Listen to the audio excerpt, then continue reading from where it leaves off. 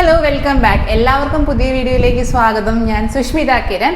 നമ്മൾ ഫ്രാക്ഷൻസ് ഭിന്നസംഖ്യ എന്ന ഭാഗത്തു നിന്നും മുൻ വർഷങ്ങളിൽ 17 മുതൽ 24 വരെ PSC പല പരീക്ഷകളിലായി ചോദിച്ചിട്ടുണ്ടായിരുന്ന ചോദ്യങ്ങളെല്ലാം തന്നെ കഴിഞ്ഞ 2 ക്ലാസ്സുകളായിട്ട് ഡിസ്കസ് ചെയ്തിട്ടുണ്ടായിരുന്നു. അതുമാത്രമല്ല കേട്ടോ, ഇനിയും കുറേ ചോദ്യങ്ങളുണ്ട്. എന്നാലും എനിക്ക് പറ്റാവുന്നത്ര ചോദ്യങ്ങൾ ഞാൻ നിങ്ങളെ കൊണ്ട് ചെയ്യിച്ചിട്ടുണ്ടായിരുന്നു.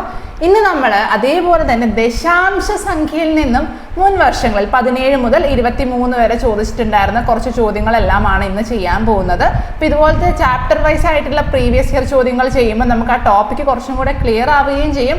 ഈ ഭാഗത്ത് നിന്ന് ഇത്രയൊക്കെ ചോദിക്കാനുള്ളൂ എന്നുള്ളൊരു ധാരണയും നമ്മുടെ മനസ്സിൽ വരും കേട്ടോ. മാത്സിനോടുള്ള പേടി മാറ്റാനും അത് വളരെയധികം ഹെൽപ്ഫുൾ ആയിരിക്കും. എന്തായാലും ഇങ്ങനത്തെ ക്ലാസ്സുകൾ നിങ്ങൾക്ക് 100% ഉപകാരപ്രദമായിരിക്കും ഞാൻ ഉറപ്പിച്ച് പറയുന്നു കേട്ടോ. ഒട്ടും സമയം കളയേണ്ട. ലെറ്റ്സ് ഗോ ടു ആ വീഡിയോ. ആദ്യത്തെ ചോദ്യം ഇതാണ്: 1/5 പ്ലസ് 2/5 സ്ക്വയർ പ്ലസ് 3/5 ക്യൂബ്. ഇതിന്റെ വാല്യൂ കണ്ടുപിടിക്കാനാണ് പറഞ്ഞിരിക്കുന്നത്. ദശാംശ രൂപത്തിലേക്ക് മാറ്റുക. അപ്പോൾ നോക്കിക്കേ, ഇവിടെ 1/5 ആണല്ലേ. ദശാംശമാക്കാൻ നമുക്ക് എപ്പോഴും നമുക്കറിയാം 0.5 എന്ന് പറഞ്ഞാൽ അതിൻ്റെ അർത്ഥം എന്താ? 5/10. എപ്പോഴും താഴെ ഒരു 10, 100, 1000 ഒക്കെ ഉണ്ടെങ്കിൽ നമുക്ക് എന്ത് ചെയ്യാം? എളുപ്പത്തിൽ അതിനെ ദശാംശ രൂപത്തിലേക്ക് മാറ്റാം. ഒന്നെങ്കിൽ ഈ താഴെ തന്നിരിക്കുന്ന സംഖ്യയെല്ലാം 10ന്റെ ഗുണിതങ്ങളാക്കി എഴുതാൻ ശ്രമിക്കുക. അങ്ങനെ എഴുതിയാൽ നമുക്ക് വളരെ എളുപ്പത്തിൽ ദശാംശ രൂപത്തിലേക്ക് മാറ്റാൻ സാധിക്കും. അല്ലെങ്കിൽ സാധാരണ ലസാഗു എടുക്കുന്ന പോലെയൊക്കെ ചെയ്ത് നമുക്ക് ഫൈനലി കിട്ടുന്ന ആൻസറിന്റെ ദശാംശ രൂപം കണ്ടുപിടിച്ചാലും മതി. അപ്പൊ നമുക്ക് നോക്കിയാലോ. നമുക്കിവിടെ എഴുതി കൊടുക്കാം 1/5 പ്ലസ് 2/5ന്റെ വർഗം എത്രയാ? 25 ആണല്ലേ. 5 × 5 25 പ്ലസ് 3/5ന്റെ ക്യൂബ് എത്രയാണ്? 5ന്റെ ക്യൂബാണ് 125. നമുക്ക് എഴുതി കൊടുക്കാം. ഓക്കെ, 125 എന്ന് ഞാനിവിടെ എഴുതി കൊടുത്തു. ഇനി വേണമെങ്കിൽ ഇവിടെ എന്ത് ചെയ്യാം? നമുക്ക് 1/5 കോമൺ ഒക്കെ എടുത്ത് ചെയ്യാം. വലിയ കഷ്ടപ്പാടാണ്, അത്രയൊന്നും മെനക്കെടണ്ട. അല്ലാതെ എങ്ങനെ ചെയ്യാൻ നോക്കിക്കേ. 2 എത്രയാണ്? 10 അല്ലേ. മുകളിലും 2ആയിട്ട് ഗുണിക്കുക. 10 ആക്കാൻ ഏറ്റവും എളുപ്പത്തിൽ അടുത്ത് കിടക്കുന്ന 0ത്തിലുള്ള നമ്പർ ആക്കി മാറ്റുക. 5 × 2 10. അപ്പം ഇവിടെ നമുക്ക് എന്ത് കിട്ടും? മുകളിലും 2 വെച്ച് ഗുണിക്കുക. ഇനി 25 × 4 100 എന്നൊരു വാല്യൂ നമുക്ക് കിട്ടും. ഒന്നെങ്കിൽ 10 ആക്കണം, അല്ലെങ്കിൽ 100 ആക്കണം, അല്ലെങ്കിൽ 1000 ആക്കണം. ഇങ്ങനെ 10ന്റെ ഗുണിതങ്ങളാക്കി എഴുതുക കേട്ടോ. 10ന്റെ മൾട്ടിപ്പിൾസ് ആക്കി വരുന്ന രീതിയിൽ മാത്രമേ എഴുതാൻ പറ്റുള്ളൂ. അപ്പം ഇവിടെ 4ആയിട്ട് ഗുണിച്ചാൽ ഇവിടെ എന്ത് ചെയ്യുക? 4ആയിട്ട് ഗുണിക്കുക. അടുത്തത് 125ന്റെ പട്ടികയിൽ 1000 വരുമോ? 125ന്റെ പട്ടികയിൽ വരും കേട്ടോ. 125 × 8 1000 ആണ്. 8 × 5 40 ശിഷ്ടം 4. 8 × 2 16, 16ഉം 4ഉം 20 ശിഷ്ടം 2. 8 × 1 8, 8ഉം 2ഉം 10. കണ്ടോ? അപ്പം എത്ര തവണ വരും? 8 തവണ വരും. മുകളിലും എന്ത് ചെയ്യുക? 8ആയിട്ട് ഗുണിക്കുക. അപ്പം നമ്മൾ എന്ത് ചെയ്തു? താഴെ എല്ലാം 10ന്റെ മൾട്ടിപ്പിൾസ് ആക്കി മാറ്റി. നമുക്ക് എഴുതാമല്ലോ.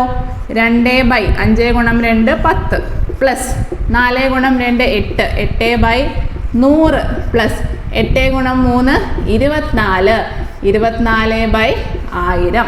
ഇനി താഴെ 0 വന്നാൽ നമുക്ക് അതിനെ ദശാംശ രൂപത്തിൽ എഴുതാൻ അറിയാം അല്ലേ? എങ്ങനെ എഴുതാം?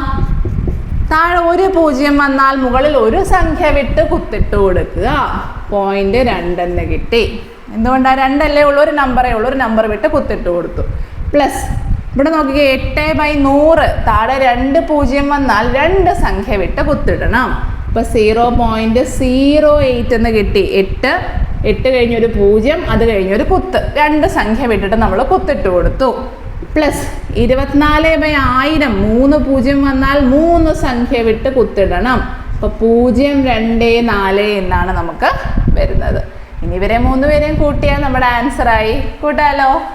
0.2 പ്ലസ് 0.08 പ്ലസ് 0.024. നോക്കിക്കേ, പോയിന്റ് എല്ലാം ഒരുപോലെ ഇടുക, സംഖ്യകളെല്ലാം അതനുസരിച്ച് എഴുതുക, ആൻസർ കണ്ടെത്തുക.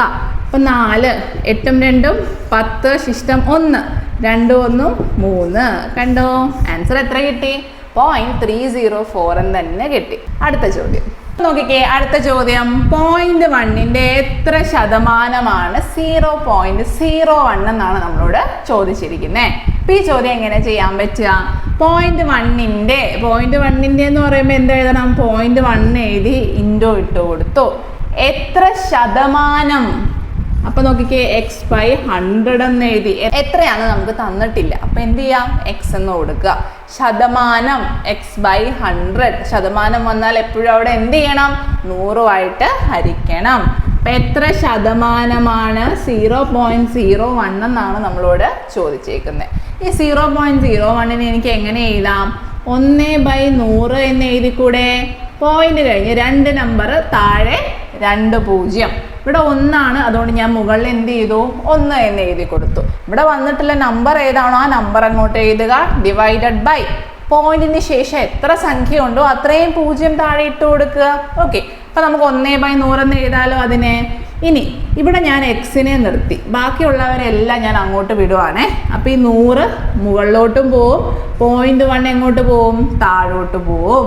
അപ്പൊ 0.1 താഴോട്ട് പോയി കേട്ടോ. 0.1 ഈ 100 എങ്ങോട്ടാ പോയേ? മുകളിലേക്ക് പോയി. അപ്പൊ ദേ ഇൻറ്റു 100 എന്ന് ഞാൻ എഴുതി കൊടുത്തു. ഇനി താഴെ ഒരു 100, മുകളിൽ ഒരു 100, രണ്ടും എന്ത് ചെയ്യും? വെട്ടിപ്പോവും അല്ലേ? പിന്നെ എന്തേ ബാക്കിയുള്ളൂ? 1/0.1 മാത്രമേ ബാക്കിയുള്ളൂ. 0.1 എന്ന് പറഞ്ഞാൽ എന്താ? 1/10 അല്ലേ? 1/10നെയാണ് നമ്മൾ 0.1 എന്ന് പറയുന്നത്. 0.1 എന്ന് പറഞ്ഞാൽ പോയിന്റിന് ശേഷം എത്ര സംഖ്യ? ഒരു സംഖ്യ. അപ്പോൾ 1/10 ഒരു 0 ഇട്ട് കൊടുത്താൽ മതി. പോയിന്റ് കഴിഞ്ഞ് എത്ര നമ്പർ ഉണ്ടോ അത്രയും 0 ചേർത്ത് കൊടുക്കണം കേട്ടോ. അപ്പൊ ഇതിനെ എങ്ങനെ എഴുതാം?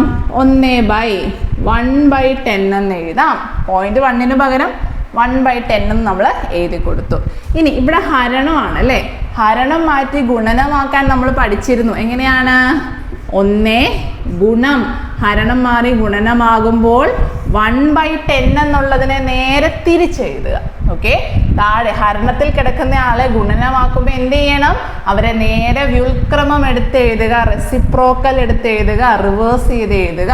അപ്പൊ 1/10 എന്തായിട്ട് മാറും? 10/1 ആയിട്ട് മാറും. 1 വെട്ടിപ്പോവും. ആൻസർ എത്ര വന്നു? 10% എന്ന് വന്നു. കണ്ടോ? അടുത്ത ചോദ്യം നോക്കിക്കേ. 2.5 × 2.5 എങ്ങനെ ചെയ്യാൻ പറ്റുക? 2 രീതിയിൽ ചെയ്യാം അല്ലേ? അപ്പം നമുക്ക് എളുപ്പമുള്ള മെത്തേഡ് പറയാം. ആദ്യം പോയിന്റ് അങ്ങോട്ട് കളയുക. 25/10 എന്ന് എഴുതാം. പോയിന്റ് കഴിഞ്ഞ് ഒരു സംഖ്യ, താഴെ ഒരു 0. ആ നമ്പറിനെ എഴുതുക, താഴെ ഒരു 0 ഇട്ട് കൊടുക്കുക. ഇൻറ്റു 25/10 എന്ന് എഴുതി. കാര്യം മനസ്സിലായല്ലോ? പോയിന്റ് കഴിഞ്ഞ് എത്ര നമ്പർ ഉണ്ടോ അത്രയും സീറോസ് താഴെ ചേർക്കുക. ഇനി 25 × 25 എത്രയാ? 25 × 25 625. വളരെ ഇമ്പോർട്ടൻ്റ് ആണ്. നമ്മളിതിൻ്റെ ട്രിക്കൊക്കെ പഠിച്ചതാ അല്ലേ? ഏതൊരു 5-ൽ അവസാനിക്കുന്ന 2 അക്ക സംഖ്യയുടെയും വർഗം വളരെ എളുപ്പത്തിൽ കാണാം. 5 × 5 എത്രയാണ്? 25. ഫ്രണ്ടിലെ സംഖ്യയെ അതിൻ്റെ തൊട്ടടുത്ത സംഖ്യയുമായി ഗുണിക്കുക. 2 × 3 എത്രയാണ്? 6. കണ്ടോ? 625 ആണ് ഉത്തരം. സോ 25 × 25 എത്ര വന്നു? 625. ഡിവൈഡഡ് ബൈ താഴെ എത്ര 0? 2 0. ഇവിടെ ഒരു 0 ഉണ്ട്, ഇവിടെ ഒരു 0 ഉണ്ട് കേട്ടോ. ഗുണിക്കുമ്പോൾ എന്ത് ചെയ്യണം? താഴെയുള്ളവരെ മുകളിലുള്ളവരെയും ഗുണിക്കണം. സോ 625/100 എന്ന് കിട്ടി. ഇനി താഴെ എത്ര 0 ഉണ്ടോ മുകളിൽ അത്രയും സംഖ്യ വിട്ട് കുത്തിട്ട് കൊടുക്കുക. ഇവിടെ എത്ര 0 ഉണ്ട്? 2 0 ഉണ്ട്. അപ്പൊ നോക്കിക്കേ, 5നെയും 2നെയും വിട്ടിട്ട് കുത്തിട്ട് കൊടുക്കുക. അപ്പൊ 6.25 ആയിരിക്കും നമ്മളുടെ ഉത്തരം. കണ്ടോ? അവസാനത്തെ നമ്പർ തൊട്ട് വേണം എണ്ണാൻ. 1 2 സംഖ്യ വിട്ടിട്ട് കുത്തിട്ട് കൊടുക്കുക. അപ്പൊ ആൻസർ എത്ര കിട്ടി? 6.25. ഇതുപോലെ ദശാംശ സംഖ്യകളെ ഗുണിക്കാൻ വന്ന ഫ്രാക്ഷൻ ആക്കി മാറ്റി ചെയ്യുന്നതായിരിക്കും കുറച്ചും കൂടി എളുപ്പം കേട്ടോ. നമുക്ക് ആൻസർ കിട്ടാനുള്ള സാധ്യത വളരെ കൂടുതലായിരിക്കും. ഓൾറൈറ്റ്, അടുത്ത ചോദ്യം നോക്കിക്കേ. 14.3 + 16.78 മൈനസ് (?) 9.009 LGS സെക്യൂരിറ്റി ഗാർഡ് പരീക്ഷയിൽ ചോദിച്ച ചോദ്യമാണ് കേട്ടോ. അപ്പൊ ഇവിടുത്തെ എക്സിന്റെ വാല്യൂ കാണാൻ എന്ത് ചെയ്യുക? ഇവരെ തമ്മിൽ കൂട്ടുക, കിട്ടുന്ന ഉത്തരം അപ്പുറത്ത് കൊണ്ടുപോയി കുറയ്ക്കുക. വളരെ സിമ്പിൾ ആണ് അല്ലേ? അപ്പൊ കൂട്ടാലോ. 14.3 + 16.78. പോയിന്റുകളെ എല്ലാം ഒരുപോലെ ഇട്ട് കൊടുക്കുക, സംഖ്യകളെ അപ്പുറം ഇപ്പുറം ഇട്ട് കൂട്ടുക. ഇനി ഇവിടെ നമ്പർ ഇല്ലെങ്കിൽ അവിടെ ഒരു 0 ചേർത്ത് കൊടുക്കുക കേട്ടോ. എവിടെയൊക്കെ സംഖ്യകൾ കുറവുണ്ടോ അവിടെയൊക്കെ 0 ഇട്ട് കൊടുക്കുക. 8 + 0 8, 7 3 10. കുത്തിനെ അങ്ങനെ തന്നെ ഇട്ട് കൊടുത്തു കേട്ടോ. ശിഷ്ടം 1 നമ്മുടെ കയ്യിലുണ്ട്. 6 4 10, 10 1 11, ശിഷ്ടം 1, 1 1 2, 2 1 3. 31.08 എന്ന് കിട്ടി. 31.08 minus question mark is equal to 9.009. ഇനി നോക്കിക്കേ, ഇവിടെ മൈനസ് ആയിട്ടാണ് നമ്മൾ ഉത്തരം കിടക്കുന്നത്. മൈനസ് ഓഫ് ക്വസ്റ്റ്യൻ മാർക്ക് എന്നല്ലേ കിടക്കുന്നത്. അപ്പം അതിനെ അപ്പുറത്തേക്ക് വിടുക. അപ്പോൾ അതെന്തായിട്ട് മാറും? പ്ലസ് ആയിട്ട് മാറും. എന്നിട്ട് ഈ 9.009നെ ഇപ്പുറത്തേക്കും വിടുക. നമ്മുടെ ഇഷ്ടമാണ് കേട്ടോ, ഇതിനെ തന്നെ വിടണം എന്നില്ല. നമുക്ക് ഇഷ്ടമുള്ള ഏത് നമ്പറിനെ വേണമെങ്കിലും അങ്ങോട്ടും ഇങ്ങോട്ടും വിടാം. ജസ്റ്റ് ആൻസർ കിട്ടണമെന്ന് മാത്രമേ ഉള്ളൂ. പിന്നെ ഈ സൈനിൻ്റെ കൺഫ്യൂഷൻ ഒഴിവാക്കാൻ വേണ്ടിയിട്ടാണ് ഇങ്ങനെ പറയുന്നത്. എപ്പോഴും നമ്മുടെ ഉത്തരം എന്തായിരിക്കണം? പോസിറ്റീവ് ആയിരിക്കണം. അപ്പം അതിനെ മാക്സിമം പോസിറ്റീവ് ആക്കാൻ നോക്കുക, അത്രയേ ഉള്ളൂ. അപ്പം ദേ 31.08 ഇവിടെ +9 അല്ലേ, അത് ഇപ്പുറത്തേക്ക് വരുമ്പോൾ എന്താവും? -9.009 എന്നാകും. ഇനി ഈ മൈനസ് ഓഫ് ക്വസ്റ്റ്യൻ മാർക്ക് അപ്പുറത്ത് പോകുമ്പോൾ എന്താവും? പ്ലസ് ആയിട്ടും മാറും. മനസ്സിലായോ? സൈൻ എപ്പോഴും അങ്ങോട്ടും ഇങ്ങോട്ടും പോകുമ്പോൾ മാറുമെന്ന് അറിഞ്ഞിരിക്കുക. ഇവിടെ മൈനസ് ആയി കിടന്നയാൾ അപ്പുറത്തേക്ക് പോകുമ്പം പ്ലസ് ആവും, അവിടെ പ്ലസ് ആയിട്ട് കിടന്നയാൾ ഇപ്പുറത്തേക്ക് വരുമ്പം മൈനസ് ആവും. നമുക്ക് ഇവരെ തമ്മിൽ കുറയ്ക്കാലോ, ഉത്തരം കിട്ടും. നോക്കിക്കേ, 31.08 9.009. അപ്പം ഇവിടെ ഒരു 0 ചേർത്ത് കൊടുക്കണം. എന്തുകൊണ്ടാണ്? മുകളിൽ സംഖ്യയില്ലെങ്കിൽ 0 ചേർക്കുക. 10ൽ നിന്നും 9 പോയാൽ 1 കിട്ടി. 7ൽ നിന്നും 0 പോയാൽ 7 തന്നെയാണ്. 0 0.31ൽ നിന്നും 9 കുറയ്ക്കുക. 31ൽ നിന്ന് 10 കുറച്ചാൽ 21. 9 കുറയ്ക്കുക എന്ന് പറയുമ്പോൾ 22. 22.071 ആണ് നമ്മളുടെ ആൻസർ. 22.071 ഡയറക്റ്റ് ചോദ്യമാണ് കേട്ടോ. ഇത്രയും എളുപ്പമുള്ള ചോദ്യങ്ങളൊക്കെ വളരെ റെയറായിട്ടേ കിട്ടാറുള്ളൂ. ഡെസിമലുകളെ കൂട്ടാനും കുറയ്ക്കാനും മിക്സ് ചെയ്തിട്ടുള്ള ചോദ്യങ്ങൾ തരും. ഒരു കാരണവശാലും തെറ്റിക്കല്ലേ. സിമ്പിളാണ്, നമുക്കതൊന്ന് ലോജിക്കലി ആലോചിച്ചാൽ ഉത്തരം കണ്ടെത്താൻ പറ്റുന്നതേ ഉള്ളൂ. ഓക്കെ, ഇവിടെ ഉത്തരം എത്രയാണ്? 22.071. അടുത്ത ചോദ്യം നോക്കിക്കേ. അടുത്ത ക്വസ്റ്റ്യൻ എങ്ങനെയാ ചെയ്യുക? സ്ക്വയർ റൂട്ട് ഓഫ് 2.25 ഗുണം square root of 0.64 divided by square root of 0.16. ഇങ്ങനെയാണ് നമ്മളോട് പറഞ്ഞിരിക്കുന്നത്. അപ്പോൾ ആദ്യം ഞാൻ പറയാനുള്ളത് എന്താണ്? പോയിന്റ് അങ്ങ് മാറ്റുക. പോയിന്റ് മാറ്റാലോ. 225 ബൈ പോയിന്റിന് ശേഷം എത്ര സംഖ്യയുണ്ട്? 2 സംഖ്യയുണ്ട് കേട്ടോ. അപ്പം ഞാൻ 2 0 ചേർത്ത് കൊടുക്കണം. Okay, into 0.064. 0.64നെ എങ്ങനെ എഴുതാം? 64/100 എന്ന് എഴുതാം. കാരണം എന്താ? പോയിന്റ് കഴിഞ്ഞ് 2 നമ്പർ താഴെ 2 0 ഇട്ട് കൊടുത്തു. ഇനി ഡിവൈഡഡ് ബൈ 0.16നെ എങ്ങനെ എഴുതാം? 16/100 എന്ന് എഴുതി കൊടുക്കാം. ശരിയല്ലേ? 16/100. കാരണം എന്താ? നമുക്കിവിടെ പോയിന്റ് കഴിഞ്ഞ് 2 നമ്പർ, അതുകൊണ്ട് ഞാൻ താഴെ 2 0 ചേർത്ത് കൊടുത്തു. അടുത്ത സ്റ്റെപ്പ്, ഇവിടെ ഹരണത്തിൽ കിടക്കുന്ന ആളെ നമുക്ക് വേണമെങ്കിൽ എന്ത് ചെയ്യാം? മുകളിലോട്ടൊക്കെ കൊണ്ടുപോകാം. പക്ഷെ ഇപ്പം കൊണ്ടുപോകുന്നില്ല. അത് നമുക്ക് ഇതിൻ്റെ സ്ക്വയർ റൂട്ടൊക്കെ എടുക്കാം. എന്നിട്ട് നമുക്ക് മുകളിലോട്ട് കൊണ്ടുപോകും. സ്ക്വയർ റൂട്ട് കണ്ടു. 225ൻ്റെ വർഗ്ഗമൂലം എത്രയാ? 225ൻ്റെ വർഗ്ഗമൂലമാണ് 15. ഏത് സംഖ്യയുടെ വർഗം എടുത്താൽ 225 കിട്ടും? അതാണ് ഈ വർഗ്ഗമൂലം എന്ന് പറയുന്നതുകൊണ്ട് ഉദ്ദേശിക്കുന്നത്. ഏത് സംഖ്യയുടെ വർഗം എടുത്താൽ 225 എന്ന് കിട്ടും? 15ൻ്റെ വർഗമാണ് 225. 1 മുതൽ 20 വരെയുള്ള സംഖ്യകളുടെ എല്ലാം വർഗം കാണാതെ പഠിച്ചു വെക്കുക കേട്ടോ. വളരെ ഇമ്പോർട്ടൻ്റ് ആണ്. 225 15ൻ്റെ വർഗമാണ്. Divided by 100. 100ൻ്റെ സ്ക്വയർ റൂട്ട് എത്രയാ? നമ്മുടെ സീറോസ് വരുന്ന നമ്പേഴ്സ് 10, 100, 1000, 10000 അങ്ങനത്തെ നമ്പേഴ്സ് ഉണ്ടല്ലോ. അതിൽ എത്ര 0 ഉണ്ട് അതിൻ്റെ നേർ പകുതി 0 എടുക്കുക. അതായിരിക്കും അതിൻ്റെ വർഗ്ഗമൂലം. ഇവിടെ 2 0 ഇല്ലേ? അപ്പം അതിൻ്റെ നേർ പകുതി ഒരു 0. അപ്പോൾ 10 100ൻ്റെ സ്ക്വയർ റൂട്ട്. ഇനി 10000 ആണെങ്കിലോ? 10000ൽ 4 0 ഉണ്ട്. അപ്പം അതിൻ്റെ 2 0 100 ആയിരിക്കും 10000ൻ്റെ വർഗ്ഗമൂലം. ക്ലിയർ ആണോ? അപ്പോൾ എത്ര 0 ഉണ്ടോ അതിൻ്റെ നേർ പകുതി എടുത്ത് എഴുതുക. അതാണ് അതിൻ്റെ വർഗ്ഗമൂലം. 15/10 എന്ന് കിട്ടി. ഇൻറ്റു 64. ഏത് സംഖ്യയുടെ വർഗ്ഗമാണ് 64? 8ൻ്റെ വർഗ്ഗമാണ് 64. എഗെയിൻ താഴെ 100 ആണ്, അതുകൊണ്ട് ഞാൻ എന്ത് ചെയ്തു? 10 തന്നെ എഴുതി കൊടുത്തു. ഇനി ഡിവൈഡഡ് ബൈ 16. ഏത് സംഖ്യയെ സ്ക്വയർ ചെയ്താൽ 16 കിട്ടും? 4നെ സ്ക്വയർ ചെയ്താൽ 16 എന്ന് കിട്ടും. ഡിവൈഡഡ് ബൈ 100ൻ്റെ സ്ക്വയർ റൂട്ട് 10 തന്നെയാണ്.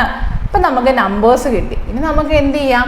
ഈ താഴെ കിടക്കുന്ന ഭിന്നസംഖ്യയെ മുകളിലേക്ക് വിടാം, വെട്ടി കുറയ്ക്കുക, ആൻസർ കണ്ടെത്തുക.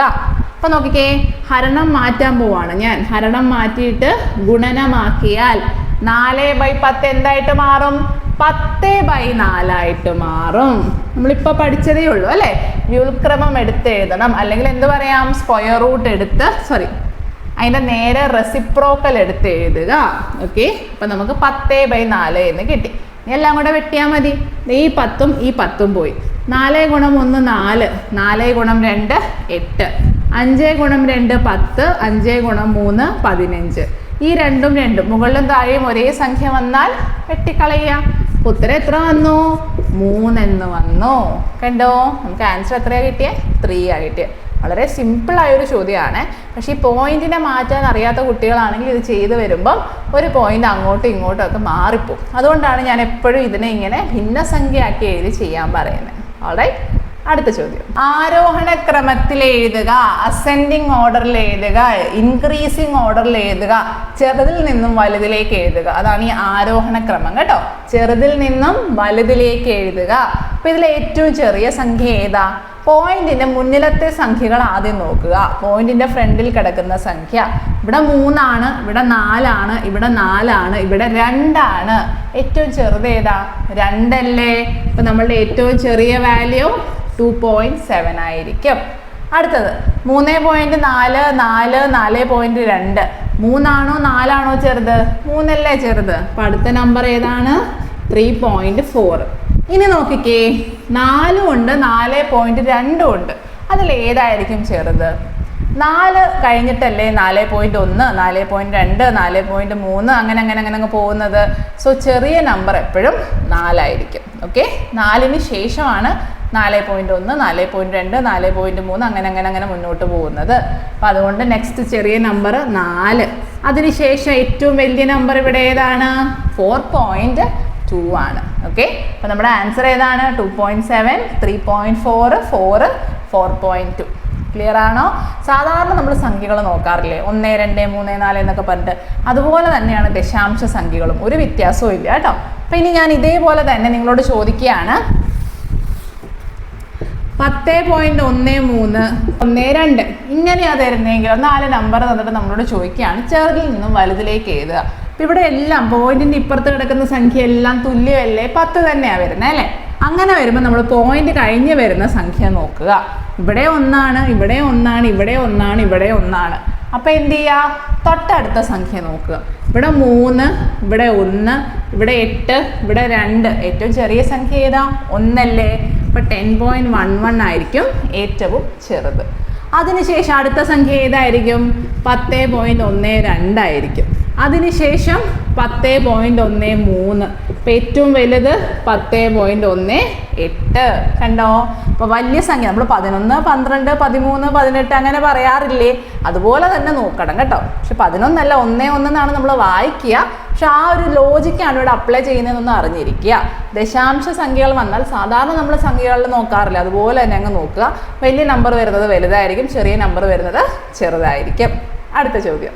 0.32 × 0.01 എത്ര എന്നാണ് ചോദിച്ചിരിക്കുന്നത്. 32ഉം 1ഉം കൂടെ ഗുണിക്കുക. 32 1 എത്രയാണ്?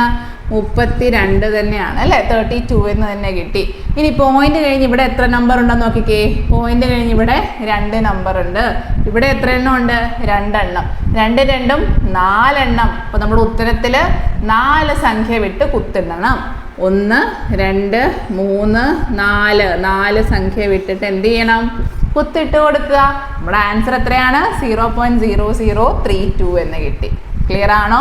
ആദ്യം നമ്പറുകളെ എടുത്തിട്ട് ഗുണിക്കുക. അതിനുശേഷം നമ്മുടെ 2 നമ്പറിലും പോയിന്റിന് ശേഷം എത്ര സംഖ്യകളുണ്ടെന്ന് എണ്ണി നോക്കുക.